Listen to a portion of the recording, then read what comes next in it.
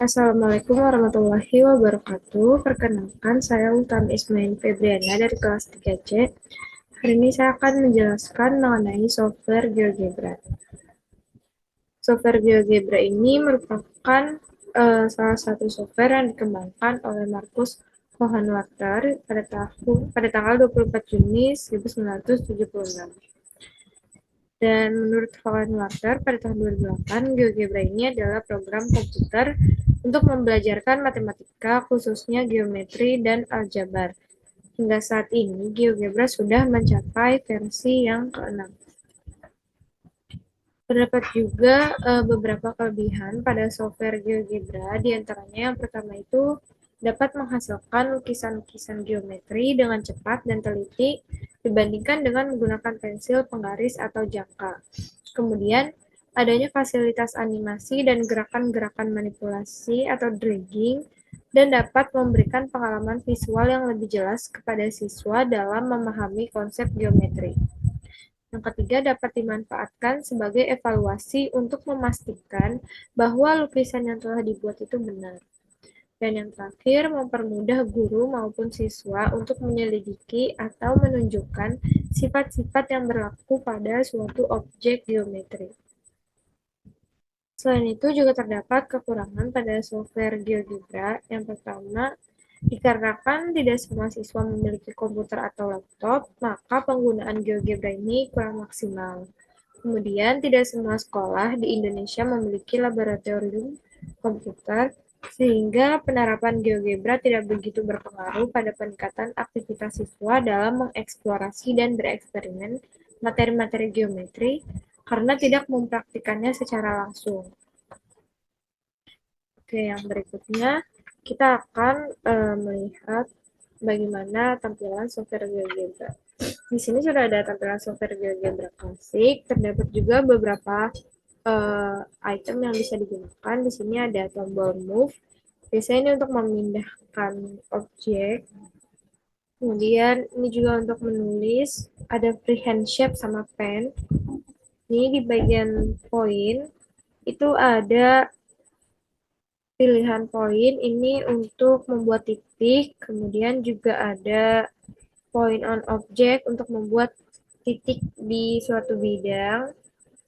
Kemudian juga ada attack atau detect point untuk mengetahui seperti jarak antara poin kedua poin.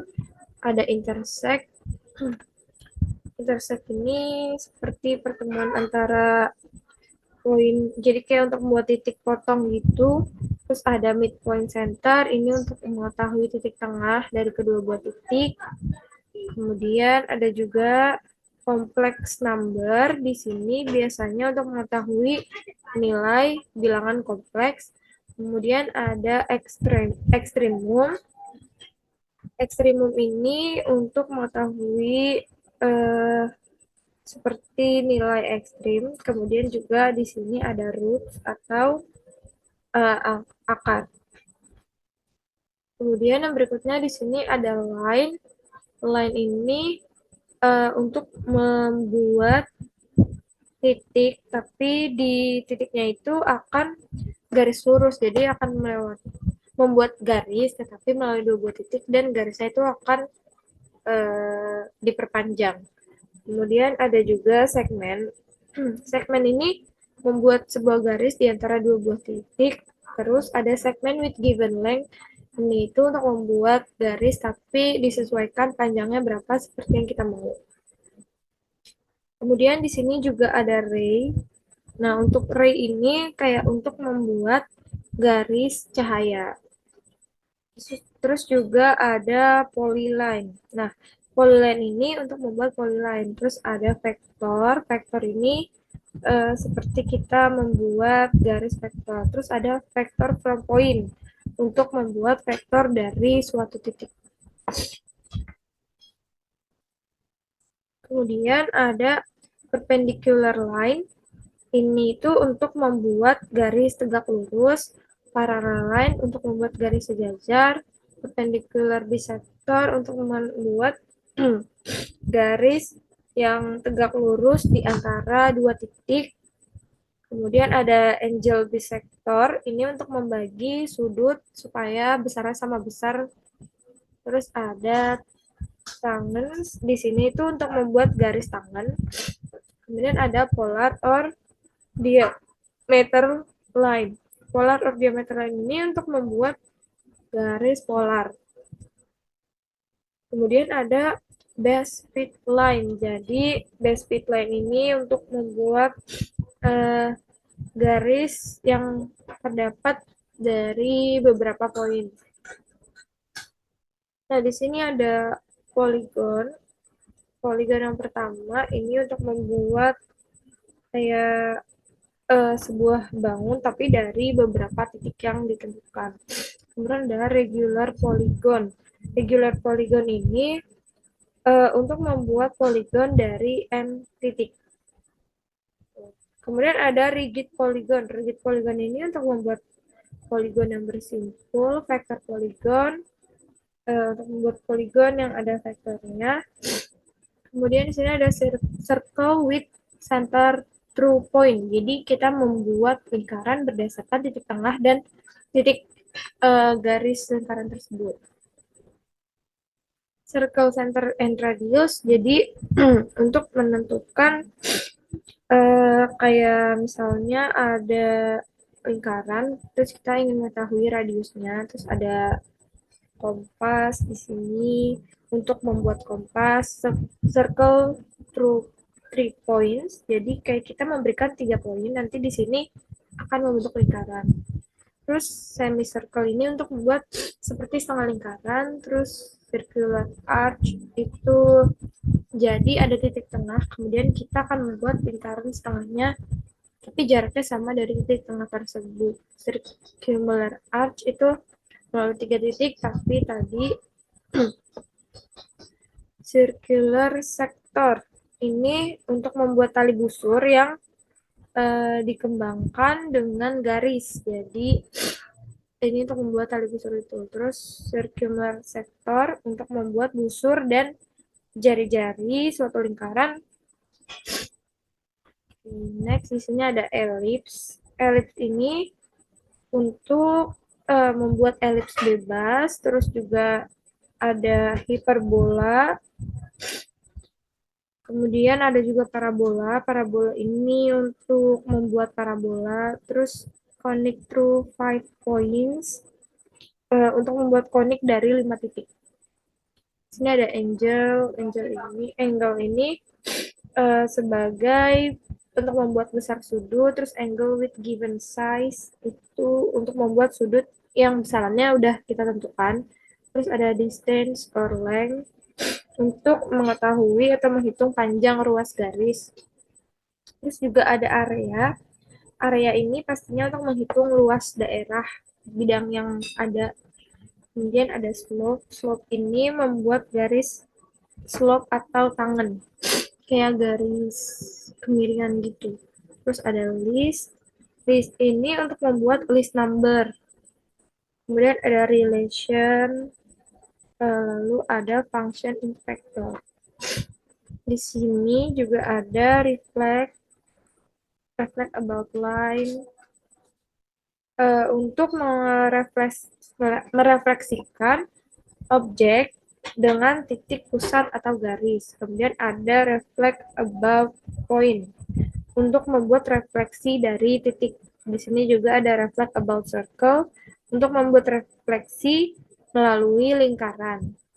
Kemudian juga ada rotate around point untuk merotasikan objek dengan sudut. Di sini ada translate by vector. Kemudian juga ada delete from point di sini untuk mendilatasi objek. Ini untuk mentranslasi vektor. Nah, di sini ada fitur-fitur tambahannya. Oke, sekarang kita akan mencoba untuk menggunakan ini pada kita akan membuat sebuah bangun ruang. Di sini bangun ruangnya ini kita gambar melalui 2 dimensi. Ini kita bisa hilang dulu untuk garisnya.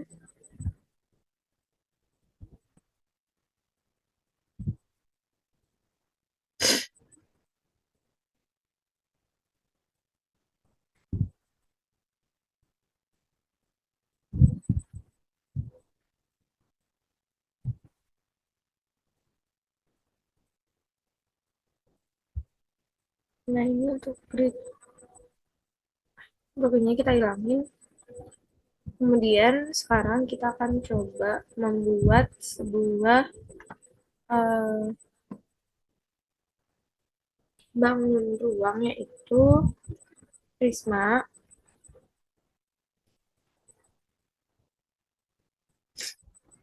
Di sini kita akan membuat prisma menggunakan beberapa titik.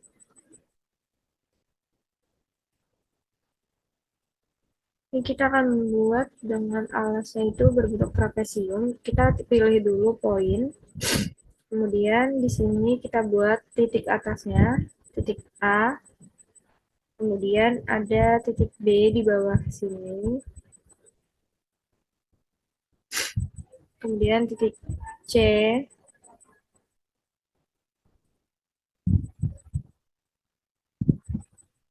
Lalu ada titik D di atas sini.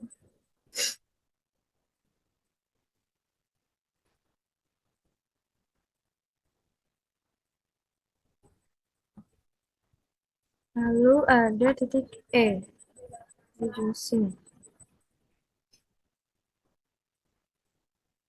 Nah, ini sebelumnya kita bisa lebih naikin lagi titik A-nya di atas. Kemudian ini kita buat garisnya terlebih dahulu. Kita pakai yang segmen. Dari A ke B, A ke C, A ke E, A ke D. Ini kita buat garis bawahnya.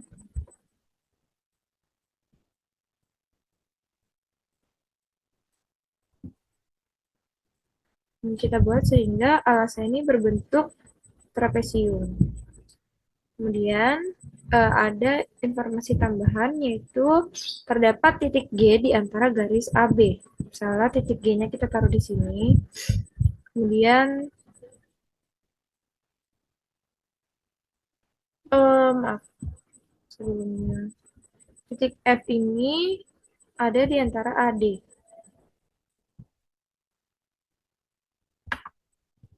Ini kita hapus dulu. Ini kita buat titik F dulu, ada di antara titik garis A dan D. Kemudian di sini ada titik G dan di sini ada titik H. Setelah kita membuat semuanya, kita bisa lihat di sini itu kita diminta untuk membuat penampang yang melewati 3 buah titik F, G, dan H. Kalau kita buat penampangnya, berarti kita menarik garis lurus pada kedua buah titik itu, namun kedua buah titik itu harus dalam satu bidang. Di sini kita bisa lihat sudah terdapat dua buah titik yang terdapat di dalam satu bidang, yaitu titik F dan juga titik G. Mereka ini berada di bidang ADB. Nah, di sini kita bisa nih buat garis yang diperpanjang dari titik F sampai titik G. Nah, kemudian kita juga bisa memanfaatkan garis-garis yang udah ada itu untuk diperpanjang. Contohnya dari bidang DB tadi kita bisa perpanjang garis DB ini. Nah, di sini kita melihat akan ada pertemuan dua buah titik, pertemuan dua buah garis yang akan menghasilkan titik baru. Ini kita berikan titik baru di sini. Nah, kemudian setelah kita melihat gambar yang tadi, kita juga bisa lihat nih bahwa titik E ini merupakan titik yang ada di garis DB. Garis DB ini kan merupakan bidang yang bawah nih, bidang DBCE. Nah, di bidang itu juga ada titik lain, yaitu titik H. Sehingga titik I dan juga titik H ini bisa kita perpanjang dan kita buat garisnya. Dari titik I sampai titik H. Kemudian tadi kita juga menggunakan perpanjangan garis yang udah ada, itu titik D dan titik E ini bisa kita perpanjang. Ini. Nah, di sini juga menghasilkan pertemuan dua buah garis yang bisa kita beri titik baru. Nah, akan muncul titik J. Jika kita lihat, titik J ini berada di garis DE. DE itu termasuk ke dalam bidang AED. Dan ada titik lain yang di bidang AED, yaitu titik F. Titik F ini kan berada di garis AD, berarti mereka dia ini sebidang dengan bidang AED, sehingga bisa ditarik garis nih dari titik F dan juga titik J. Nah, seperti ini. Nah, ini sudah bertemu semua titik-titiknya, sehingga kita bisa melihat nih akan ada bangun datar yang menjadi penampang pada prisma tersebut. Nih, kita akan tandai menggunakan poligon dari titik F ke titik I, kemudian dari titik I ke titik J, lalu ke titik F lagi. Nah, seperti ini. Bisa dilihat yang berwarna pink ini merupakan penampang pada bangun ruang tersebut. Mungkin sekian dari presentasi saya dan penjelasannya. Mohon maaf bila ada kekurangan. Terima kasih. Wassalamualaikum warahmatullahi wabarakatuh.